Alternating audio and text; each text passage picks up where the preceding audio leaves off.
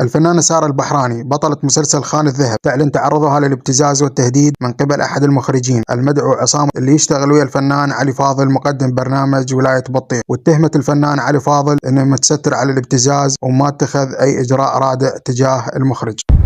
طبعا اريد بس اوجه رسالة انه انا ما راح اخاف من اي تهديد، لانه دا اتهدد بطرق عصيبة، دا اتهدد فوق حقي، ودا تدخل اطراف مشتركه بدل ما تحل تكبر وتأزم.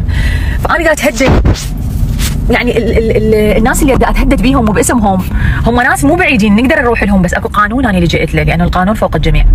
يعني واللي يقول لي سوي دعوه قضائيه وكذا، انا سويت من اول يوم، ومو دعوه واحده 3 دعاوي، بس دا اتهدد بفصائل مسلحه، دا اتهدد بناس، دا اتهدد باسم مو بعيد. كنا نقعد وكل من له حق ياخذه. انا ما راح اخاف، انا دا احكي كلمه حق.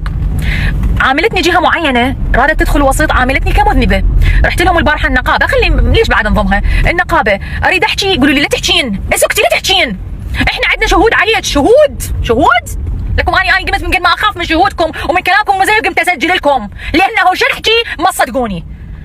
عندنا شهود عليك، انت اللي مسويه وياه علاقه، انت اللي تطلبينه، انت اللي تريدينه. شهودكم منو؟ شهود الزور؟ شهودكم منو؟ اللي يشهدون ويألفون علي ويفبركون؟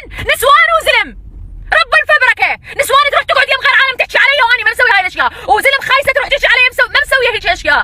شهودكم زور، شلون تصدقون بيهم؟ الحمد لله انه انا تعلمت لكم وعرفت لكم، قمت اسجل لكم بكل عركه، اسجل حتى اعرف حقي ما يضيع، والتسجيل هذا شاهد. عندنا شهود، انت اللي مسويه علاقه، وانت اللي تريدينه، وانت اللي تركضين وراه. يابا يا سياده النقيبه، انا انتظرتك ترجع من اربيل حتى اجي اشرح لك. يقول لي انت ليش مسويه دعوه؟ انت ليش مسويه دعوه علي هنا بالنقابه؟ انا مو انتظرتك، انت كنت باربيل غير هسه سولفه. يقول لا تحكي، روحي القانون اسجلي كتبيهن. حبيبي ابتزاز، حبيبي انتم مو تقولون احنا فنانين. انا عندي ضويزات على العالم تقول لي احنا فنانين، احنا ما يصير احنا فنانين، ما يصير نقعد نتعارك. حبيبي انا بالعركه ما مفشره، ما معليه صوتي، دا اسولف بمهنيه. احنا فنانين، احنا نحب البزازين، نحب الحيوانات، نحب نحكي عن القاصرات اللي يتزوجن عمرها 9 سنين، احنا ضد الاغتصاب، احنا مع المراه، احنا مع الانسانيه. وين الانسانيه؟ وين الرحمه؟ وين القوانين اللي تحكون بها؟ وين الاعلام والكفرات مالتكم وينها؟ ماني قاعد اتعرض لابتزاز، قعدوا لزموني، تعالي حبيبتي بوسني من راسي، هديني امتص غضبي. يقول لي حقك يمي، منو هذا اللي يغتصبك ويبتزك؟ اغتصاب وحرام، الاغتصاب ما يفرق. هسه فوق كل هذا يعني سويتوني مذنبه وعندكم شهود زور علي، واني اللي مسوي وياه علاقه، وفوق كل هذا قاعدين هسه شنو؟ دزولي ناس. هنا طبعا هذا المخرج يبتز سارة البحراني ويقولها اجيك ساعه للبيت لو تجين تباتين يمي.